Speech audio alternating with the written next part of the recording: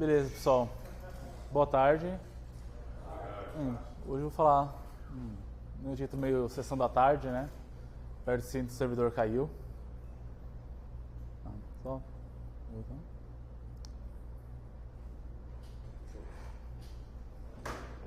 Volta. Sou o Diego Lacatos, para quem não me conhece. Estou na Rivendell desde junho do ano passado e eu atualmente sou Tech Lead do time 42. Caiu? Aí, legal. Tá, vamos começar então. Vou contar uma historinha baseada em fatos reais aí, acho que todo mundo já passou por isso, né? É uma sexta-feira, quase 6 horas da tarde. Você tá louco para ir embora, tomar uma cerveja, né? E aí, o Renato do lado do NOC fala, manda um @channel, o servidor caiu. Né? E aí, essa é a sua reação. Né? Você fica com essa cara, né? Feliz, pensando na sua cerveja, né? E o que você mais quer é resolver esse problema logo. Só que, hoje, os sistemas estão cada vez mais complexos, né? Então, como que a gente chegou nessa situação? O negócio que a gente fala muito hoje é microserviço. Né? A gente tinha um monolito, né? Que era um servidor só lá, tudo dentro dele. Né? Se dava algum problema, a gente sabia exatamente onde ir. Não tinha muita coisa que debugar, né? Não tinha interação complexa. Né? Só que hoje, microserviços, né, tem várias vantagens, não vou falar mal deles. Né? Mas quando dá algum problema, é extremamente difícil a gente descobrir o que está acontecendo, né? Então, descobrir o que está acontecendo quando o microserviço cai parece mais resolver um assassinato, né? Só que você resolve o assassinato depois que o assassinato ocorre, né? Enquanto o microserviço está down, né? Seu sistema está fora do ar, parece mais que você está num tiroteio, que você só tem caos e confusão de todo lado, né? E você não sabe nem para onde começar a correr. Né? E aí tem algumas outras coisas também. Né? Hoje a gente usa muita automação. Né? Isso é uma coisa que a Rivendell faz muito bem. Né? A gente sempre reforça para os clientes usar automação, que tem várias vantagens, diminuir erro manual. Né? Só que nós humanos ainda escrevemos softwares, a gente ainda escreve os arquivos de configuração da nossa automação, né? E aí isso fica extremamente perigoso. Por quê? Por um lado, a gente tem o fator falho, que é o ser humano, e por outro lado, a gente tem um poder muito grande de automação de espalhar qualquer erro que a gente faça para centenas de servidores muito rapidamente. Né? Então, um erro pequeno num código, num Terraform, num Ansible, qualquer coisa da vida, rapidamente gera um problema enorme. Então, como que a gente pode se proteger com isso? Né? Como a gente consegue fazer um troubleshoot de maneira mais eficiente? Primeira coisa, quando a gente vai fazer um troubleshoot, nosso troubleshoot nunca começa no momento que o incidente está acontecendo. A gente tem que se preparar para ele, ou seja, a gente tem que ter monitoramento. Nosso monitoramento vai ajudar a gente a saber o que aconteceu, o porquê está acontecendo, né? E muitas vezes avisar a gente que um problema pode acontecer antes que ele aconteça. Né? Então, em geral, a gente monitora 3 coisas, né? Rede, as máquinas, as instâncias e a aplicação. E normalmente a aplicação é sempre mais difícil de monitorar. Por quê? A sua aplicação muda ao longo do tempo e o seu monitoramento tem que ser capaz de se adaptar a isso. Então, monitoramento. Eles podem identificar um potencial problema antes que ele aconteça. Um disco enchendo, né? Um servidor que começa a não responder tão bem, né? Começa a aumentar a latência no servidor. É um indicativo que um problema pode acontecer. Né? Também é importante que ele alerte a gente assim que o problema acontece. Né? A gente não pode ficar esperando o cliente, né? nosso cliente Rivendell, o cliente final, chegar para você, minha página ainda está fora do ar. A gente tem que ser proativo e identificar isso antes que ele perceba. E aí tem um problema. O monitoramento só vai alertar para coisa que a gente já conhece. Né? Então, por exemplo, se eu não soubesse que um disco pode encher, não teria por que eu monitorar ele, né? A gente só monitora aquilo que a gente sabe que vai acontecer. Então, tipo, um disco encher, uma CPU ficar usando 100%, um serviço cair. Por isso mesmo, o monitoramento tem que ser adaptável, né? É muito errado, e reforçando o que o Diogo falou na talk dele, né? A gente acha que colocou um template lá nos Abits, tá, né? O servidor começou a enviar métrica, beleza, meu trabalho de monitoramento terminou. Não, seu trabalho de monitoramento está apenas começando, né? Por quê? Um monitoramento tradicional, né? Você vai lá, coloca um template, não te garante que você vai saber o que está acontecendo na sua aplicação, né? Como eu falei antes, os sistemas, as aplicações estão cada vez mais complexas, né? E você, um monitoramento tradicionalzão, né? Sem agregar outras métricas, sem agregar log, tracing, você pode dar uma ideia falsa do que está acontecendo no seu sistema, né? E agregando dados, a gente tem informação, né? E agregando informação, a gente tem conhecimento, né? Então, o pessoal de engenharia do Twitter diz, né, que o importante para eles é não ter monitoramento, e sim ter observabilidade, né? Que eles têm 4 pilares: monitoramento, né, você saber a saúde do seu ambiente; alerta e visualização, né? Então, tipo, aconteceu alguma coisa, você tem que ser alertado, né?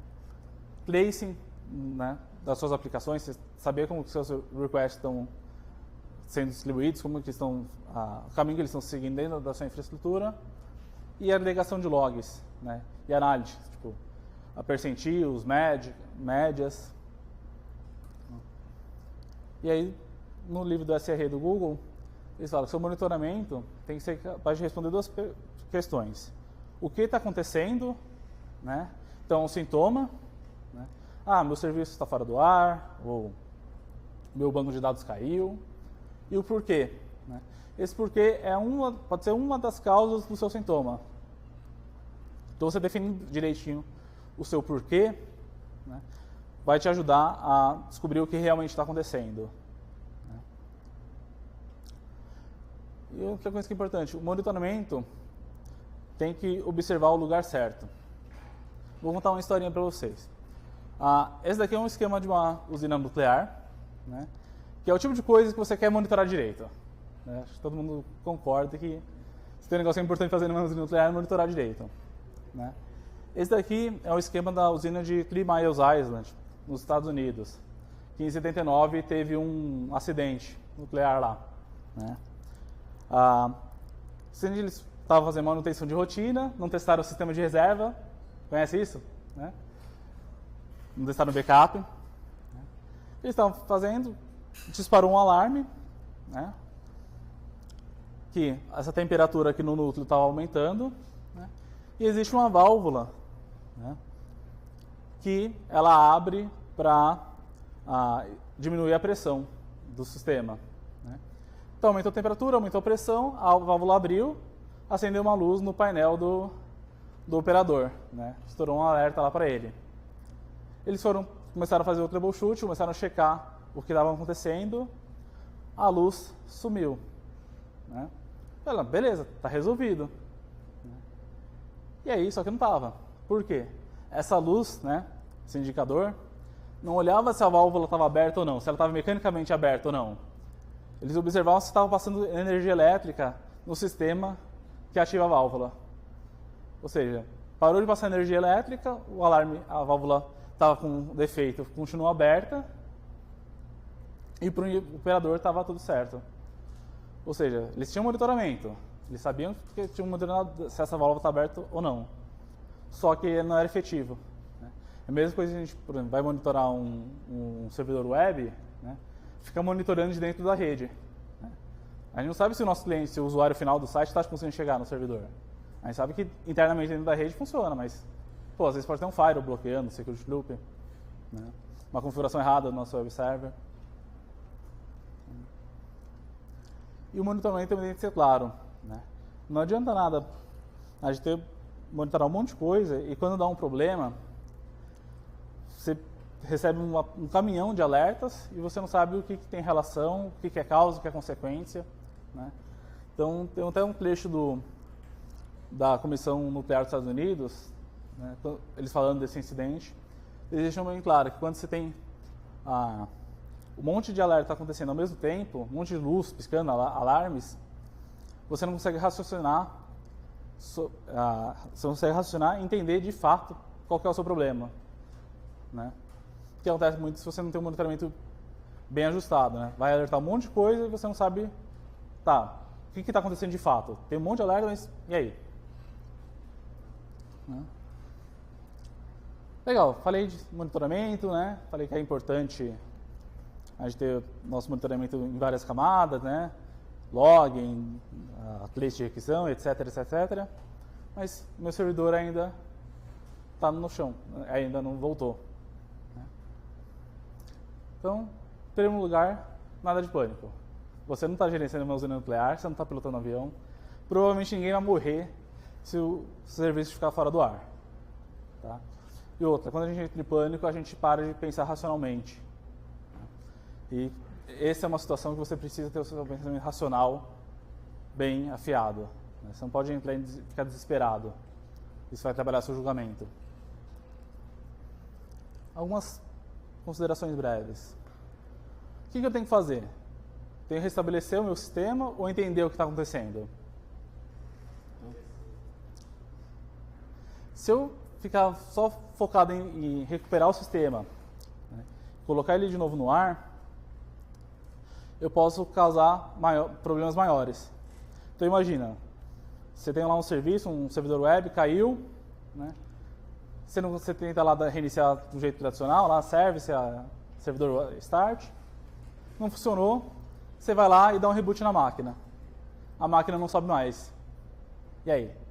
Você tem outro problema agora. Você tem um problema mais sério ainda. Né? Então, às vezes você se preocupar apenas em recuperar e não ter o quadro geral, você pode acabar provocando um problema pior. Né? E isso, tipo, falando do nosso contexto de Mendel, mas a AWS já sofreu com isso, o GitLab já sofreu com isso. Eles tentaram resolver muito rápido um problema e acabaram piorando a situação. Outra coisa, se a gente só ficar se preocupando em recuperar o sistema, né, e ignorar as causas que estão fazendo o sistema se comportar daquela maneira, a gente acaba normalizando um software mal desenvolvido, um software quebrado.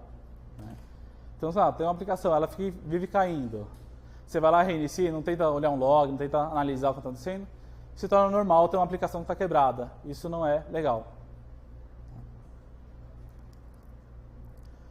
Importante, a gente tem que ter foco em restabelecer o sistema rapidamente, óbvio, né? Mas a gente tem que tomar cuidado para não perder informação.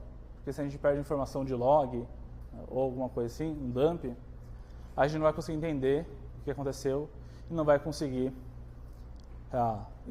resolver o problema de fato no futuro. A gente vai ficar só remediando, né, fazendo solução paliativa. Ok. Segundo lugar, você já olhou a documentação? Caiu? É super importante a gente ter uma documentação boa. Né? O pessoal que é do plantão sabe disso. Às vezes você está no plantão, dá um alerta que você nunca viu na vida, você vai olhar a documentação, não tem documentação. E aí? O que você faz? Né? Então, algumas coisas legais que a gente pode colocar na nossa documentação. Isso daqui eu peguei dos runbooks de engenharia do GitLab. Né? Qual é a ideia? Você ter uma série de passos simples, né, que você consiga olhar e saber o que fazer. Né? Então, não me faça pensar. Né? E ele passa algumas estruturas que são legais. Então, qual que é o sintoma de determinado problema? Né? O que eu posso fazer para ter certeza que aquele meu problema é o que está documentado? Né? Os passos que eu tenho que fazer para a resolução, como que eu posso checar se a minha solução deu certo e, principalmente, o que eu posso fazer para voltar ao estado original se minha solução der certo. Porque às vezes você vai arrumar, você começa a modificar tanta coisa que você não sabe o que você fez. Né? Então, um exemplo também do GitLab, tipo, a replicação do Redis parou de funcionar. Então, primeira coisa, não entre em pânico. Segunda, sintomas. Você vai ver um alerta do tipo esse aqui que mostra, né? Como que eu faço para checar se o meu problema é aquele mesmo, né? Então ele mostra, tipo, o comando exatamente que você tem que passar, o output que você espera desse comando, né? Uma maneira de você interpretar, né? E a resolução, né? Outro exemplo também do GitLab, um Elasticsearch. Como que eu checo a saúde do meu cluster? Cara, só copia e cola, muito rápido fazer, né? Como eu movo um shard de um lugar para o outro, etc. Você pode ver que é sempre... E aqui um exemplo do Eduardo Lisboa, que ele postou esses dias no canal. Isso aqui perfeitamente pode entrar numa documentação de Kubernetes nossa, né? Monitoração de pods e nodes. Roda esse comando e vê o que acontece, né? Quero matar um pod. Roda esse comando. Então você vê que isso a gente faz ter muita agilidade para problemas conhecidos, né? Legal. Mas entrei na documentação, não encontrei nada. E aí? Aí você vai ter que fazer troubleshoot. Na hora do seu troubleshoot, você tem que tentar responder 3 coisas, os 3 Ws. O que, onde e por quê. Então, o que está acontecendo, né? Você tem uma visão da situação. Onde está acontecendo, em qual servidor, qual serviço, né? E principalmente, por que está acontecendo. Sem o porquê, você não vai conseguir resolver o problema, né? E como o Pedreira sempre disse, que não está aqui hoje, o log é seu amigo. Então, vai olhar o seu log, seu LK, dá um tail no log, é a sua melhor chance de entender o que está acontecendo. Caso de crise, é legal sempre se comunicar, né? Você avisar, vou fazer tal coisa, né?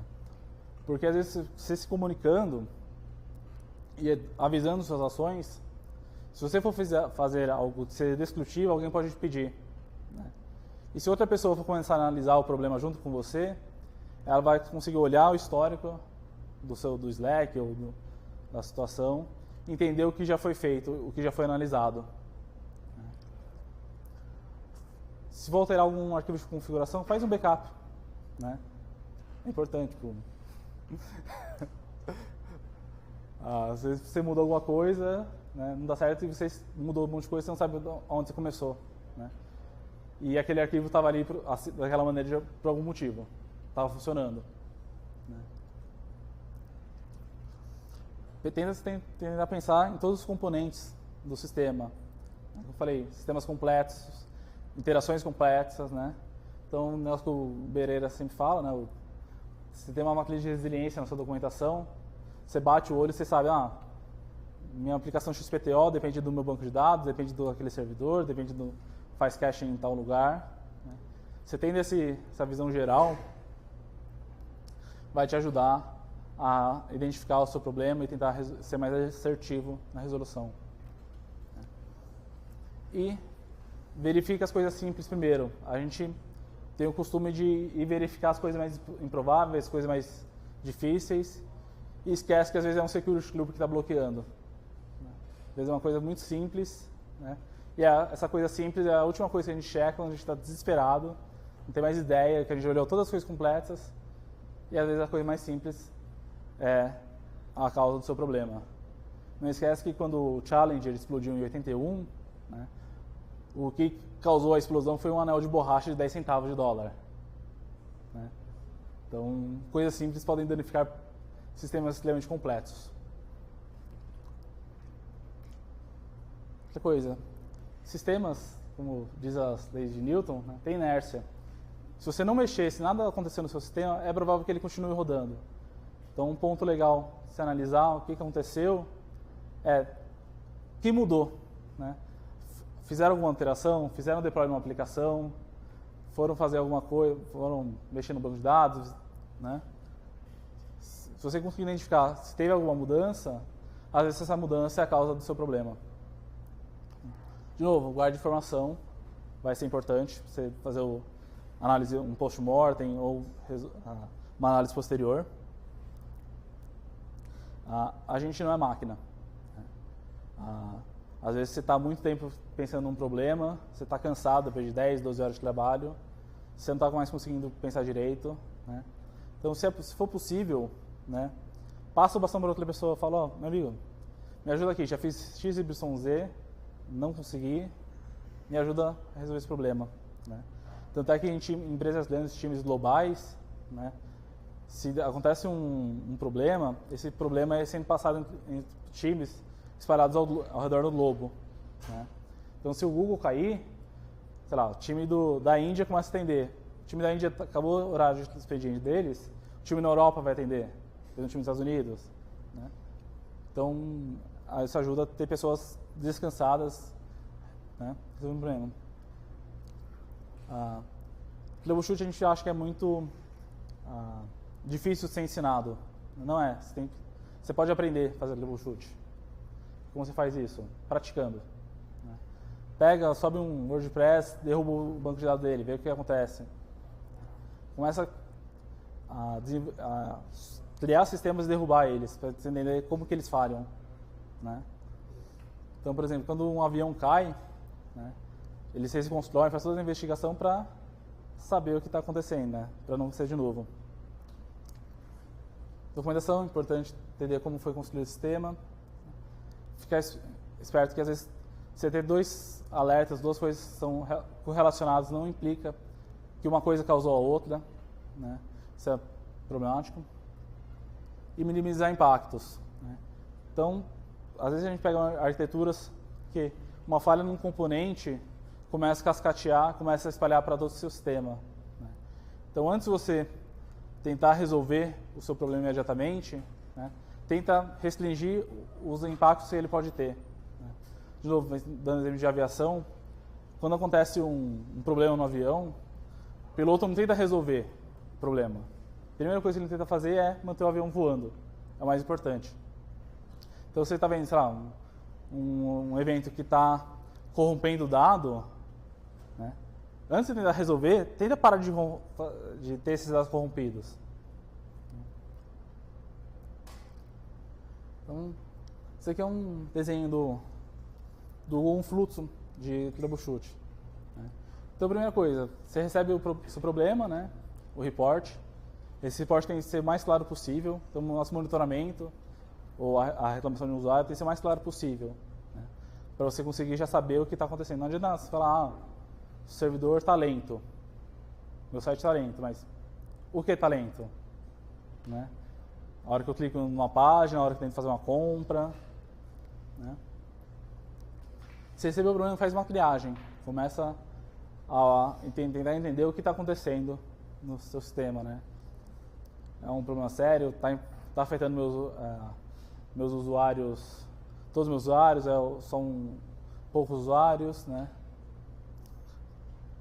Aí você vai examinar o seu problema, olhar log, olhar monitoramento, né? Olhar o trace das aplicações, né? Você está falhando request, que tipo de request está falhando, né? São put, post, get, né? Às vezes você ter essa análise te ajuda a resolver o problema. Você diagnostica, né? Eu acho que você tem uma ideia do seu problema. Eu acho que está acontecendo isso por conta disso, né? E aí você vai testar, né? Você vai tentar corrigir e ver se seu problema foi solucionado ou não. Se foi solucionado, beleza. Se não, você volta para exame, para análise e vai fazendo esse ciclo até você conseguir ter resolvido, né? Outra coisa legal que a gente pode ter, para agilizar, checklist, né? Então, você quer uma checklist do 737, né? Por que esses checklists são legais? Te dá uma sequência de passos, né, que você pode ir seguindo passo a passo, né? E ela te dá início, meio e fim, né? E você com o checklist você ganha velocidade. Você não precisa ficar pensando, putz, e se eu olhar o comando XPTO para, sabe? Você tem lá o checklist, você vai seguir, bate o olho na checklist e executa, bate o olho na checklist e executa. Isso te dá agilidade. Por exemplo, você quer um checklist para um pouso desse avião sem motor. Então, ele só tem um motor. Se você ficar demorando, você vai cair que nem uma pedra no chão. Né? Então você tem aqui tudo que você precisa saber para conseguir fazer um pouso mais ou menos de segurança sem motor. Então ele te dá a velocidade que você tem que estar, né? Como tentar seus flaps, sua porta, suas janelas. Então, tipo, são coisas que você vai bater o olho, vai checar, vai saber. Né? Trazendo para o nosso mundo, né? Isso aqui é uma checklist da Netflix. Quando eles começam a fazer triagem de algum problema, eles seguem essa checklist. Né? Guardam o timestamp, né, para conseguir ter o histórico temporal, né? Ver o impacto, ver se é alguma coisa que está acontecendo com todo mundo, ou só, sei lá, só o PlayStation 4 está dando problema. Né? Começa a fazer correlações de tempo, olhando dashboards, por exemplo. Ou uma checklist de performance do Linux. Daqui eu tirei de um slide de um SRE da Netflix. Né? Então você vê, ó, 10 comandos, um pouco mais. Você roda esses caras, você consegue ter uma ideia do que está acontecendo. Né? Um uptime, você vê o load do seu servidor, se ele acabou de ligar ou não. Né? Ver informações do kernel com DMESG, memória, processamento, né? Split em disco, como está o seu output de rede. Então, você não tem ideia do que está acontecendo, você pode logar um servidor, rodar uma checklist desse tipo. Em 1 minuto, você já consegue ter bastante informação no seu sistema, consegue te dar um quadro mais rápido, um quadro mais amplo do que está acontecendo naquele servidor. E pensando aqui num cenário de cloud, né? Quais são algumas coisas que a gente pode observar? A carga dos meus servidores, do meu sistema, né? Quantas requests eu estou recebendo por segundo, qual tipo, né? Os erros que eu estou dando, né? É um timeout, é um erro 400, é um erro 500. Né? Latências, tanto média quanto pegando percentil, que a média pode ser enganosa. Né? Então, se torna extremamente interessante a gente olhar percentil. Né? Pereira sempre fala isso, e tipo, se você for olhar o livro de SRE do Google e essas outras grandes empresas que operam em escala global, eles falam sempre que uma métrica muito importante, percentis são importantes para você analisar. Saturação do seu ambiente, né? Às vezes você está recebendo uma carga maior do que você é projetado para aguentar. Né? Tamanho das filas. Né? Uma fila começa a crescer muito exponencialmente, pode ser indicativo de algum problema, sei lá, um serviço que consuma elas. Né? Número de instâncias que você tem rodando. Né? Às vezes um sistema tem que ter, sei lá, 10 instâncias funcionando. Do nada você começa a tomar um monte de erro, vai ver tem 5. Né? Por que tem 5? Né? E, legal, eu falei de, né, informações rápidas. Por que a gente não pode juntar essas informações, né, tanto de SO, quanto de outras, de carga, de erros, numa dashboard? Né? A gente tem o Grafana, que faz dashboards muito bonitas, e tipo, você ter um dashboard bem montado te ajuda muito a fazer troubleshoot. Né? Porque você consegue ver rapidamente vários pontos, né, e relacionar eles temporalmente. Né? O Netflix, quando eles vão fazer troubleshoot de algum problema, uma boa parte dos checklists deles é olhar dashboard. Eles têm dashboards tão bem montados que ele consegue ver o estado de vários pontos do sistema dele numa tela só. Então você bate o olho, você começa a ter uma ideia. Então, por exemplo, nessa daqui, ó, você vê que você tem vários pontos de atenção, você tem um pontinho vermelho aqui. Né? Então, se você é operador, você está tentando resolver o problema, você bate um olho numa checklist dessa, opa, ó, meu cluster está com 97% de utilização. Isso pode ser uma causa do meu problema. De novo, monitoramento. Né? E quando a gente vai fazer uma análise, a gente está apressado, querendo colocar o sistema para funcionar de novo, a gente pode cair em algumas armadilhas. Que são olhar para sintomas que não têm relação com o nosso problema. Então, às vezes, surge um monte de alerta, você vai começar a olhar as coisas e você pode acabar olhando para sintomas que não são a causa do seu problema, são causados pelo seu problema. Né? Ou então você vê uma métrica e não sabe o que ela quer dizer. Isso também é problemático e isso atrasa o seu troubleshoot. Você não entender como o sistema está arquitetado. Né? Você não saber o que você pode alterar nele, né? Mudar um input, mudar um valor de uma variável, né? Mudar um arquivo de configuração. né? E aí você não consegue realizar testes, não consegue fazer uma análise mais aprofundada, ou seja, falta de conhecimento, né? Viajar na maionese. Às vezes a gente vê um problema, pensa nas causas mais malucas possíveis, né? E às vezes esquece que o seu problema pode ser uma coisa simples, como eu falei anteriormente, ou então você vê um problema, você fala, não, isso aqui já aconteceu há 3 semanas atrás, vou seguir, vou fazer a mesma coisa. Não é porque um problema parecido, não quer dizer que ele já tenha acontecido. Cada incidente é único, de uma certa maneira. Você não pode chegar já predisposto a resolver o seu problema de uma maneira que já funcionou no passado. Não é porque funcionou no passado que vai funcionar hoje, né? Por isso que é importante a gente entender, legal, né? Procurar correlação, que são ou coincidências ou que são causadas pela mesma causa raiz.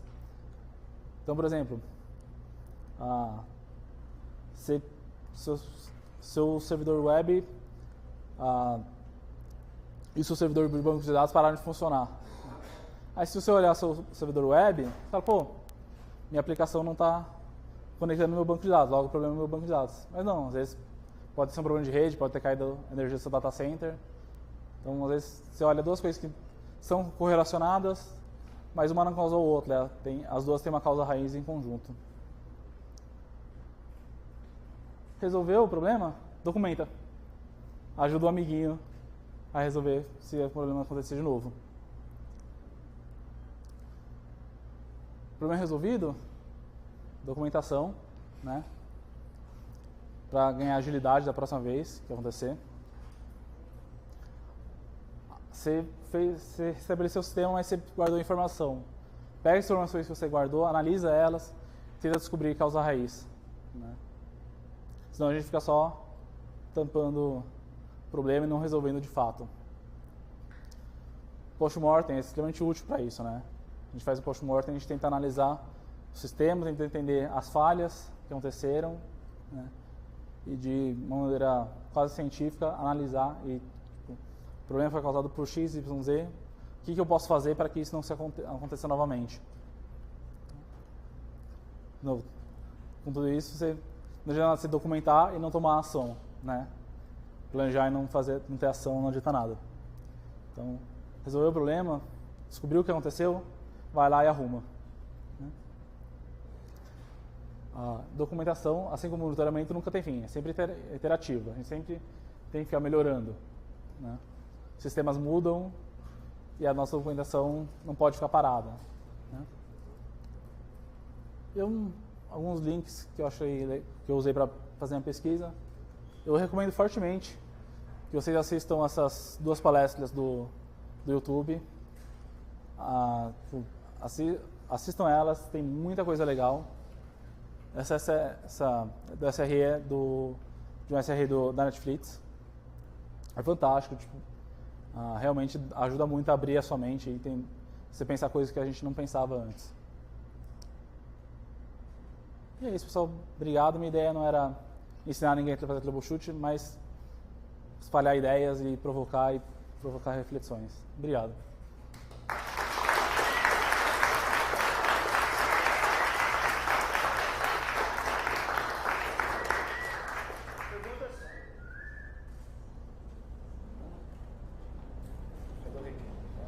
Perguntas, alguém? Perguntas? Eu posso acessar.